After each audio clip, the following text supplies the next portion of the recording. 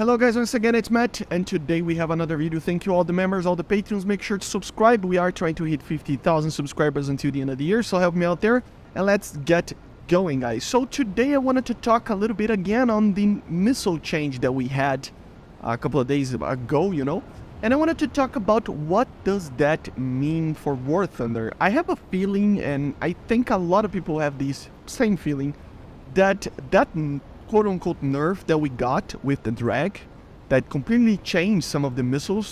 Some of the missiles you can barely feel it, but most of them you will feel a lot of difference. And you will notice that one thought comes to mind, right? There's two actually, but the first one is that if they actually do this, this is a permanent thing, all the missiles are a little bit worse than they were before, right? So it's harder to get kills. If that's the thing, if it's harder to get kills, we wouldn't notice that much of a big deal if more modern missiles were to be added. Why? Because it would kind of jump to be around the same performance as we had before, or better than that obviously, but not by much, right? So the idea was that it feels like they are doing this. This is the second thing. Not that they are doing this for us to be able to get better missiles, but if we do get better missiles, I'm talking about R-73s, I'm talking about AIM-9Ms, Python 3s, I'm talking about even radar guided missiles. I'm talking about MRAMs, R-77s, Mikas, and all sorts of other missiles like that. It wouldn't be that big of a deal, Especially, I think, in the radar department of missiles, but also in the IR. I mean, in the radar department, a missile like an AIM-120 and the R-77, if they continue to have these sorts of levels of drag that the other missiles having right now in the game, which is probably going to happen, it would mean that the effective range of these weapons would be around 20 to 30 kilometers max, on a max, And if the target doesn't move, you could technically get kills from 50, 60 kilometers. But it wouldn't be that easy. It would be a very easy missile to miss. Remember that same point that I talked about on another video that I did, saying that missiles miss, and it's okay. It's okay to miss missiles. Always remember these stats. On the Gulf War, the AIM-7M had around 37% of hit rates. In the Gulf War, in 91, man, 91, right? So, I mean, what does that even mean? It means that even modern missiles have a very bad hit rate. And it's fine, even with all the doctrines and training that the pilots have, you will still lose a lot of missiles. And that's the thing, you will miss a lot of missiles, and that's fine. But with that comes the ability to not just stand around and get killed by it, have the ability to actually deploy them successfully as well.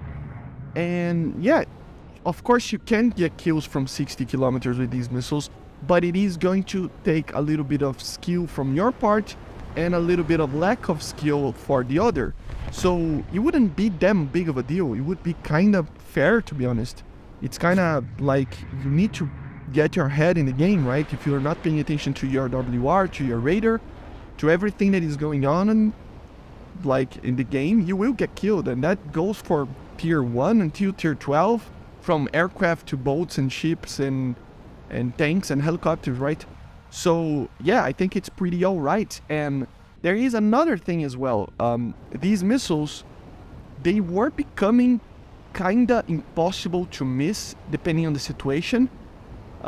They're still very hard to miss from close ranges, but the amount of range that you could just not avoid a missile, doesn't matter what you do, was such a long one that the range, right, that it was kind of boring sometimes. People didn't like it because, for example, being shot from even 20 kilometers against an R-77ER, you would barely stay alive. It is hard to stay alive against a missile like that before, right? And now you have a chance. You make the missile actually have a lot of drag, and you can use tactics to actually make the missile miss. if this is added together with a proper RWR, it would be amazing, right? So this is the first point of the radar, especially missiles. This change on drag, it makes it so that we can have a more realistic environment, and also we can have a more, competitive situation, and we can have even more modern missiles without being too OP to be in game, which was the problem that we had with tanks back in the day, with some certain ammunitions. We had, for example, Soviet tanks with 15-year-old ammunitions, from before the tank, just because it would be just penetrating a lot on the other side, so it would be kind of OP, and they just avoid it, and it was kind of weird. And if the guy knows the history about the tanks, you would expect to see a certain round, and then it didn't have there, and it was kind of just a artificial meta going on there, And with this, you can have a proper, organic meta, I think, in the BVR. And of course, on the IR side of things, also it is another thing, because not only the normal missiles that we have right now, they are very susceptible to flares, so it's very easy to avoid them.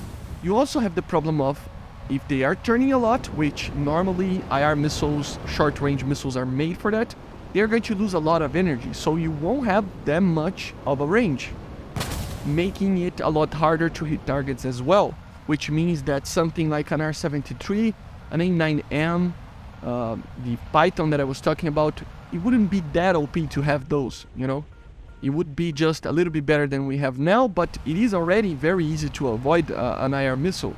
So why not add the next step? So yeah, I really think that it's not like they're doing this. This is the second point, right? I really don't think that they're doing this on purpose to actually add new missiles, but it opens up the space. And with that space, we can expect stuff to be better, because a lot of people will miss missiles, and people will complain a little bit, and then eventually people, Gaijin will get the proper missiles to it. I mean, we have 80s aircraft, right? We are flying MiG-29s that used R-73s. We are flying F-16s that use the A9M. We are flying the Kafir, the J-8 aircraft that use the Python 3 that don't have it yet, or even the F-16, the Israeli one. So we already have the aircraft, and with this opening of a space, it would be it would make a lot of sense to actually have these missiles coming fairly soon. I don't know about the radar ones. I still think that we are quite far from that. But the IR missiles, man, they basically said that they are working on the R-73. We don't know when.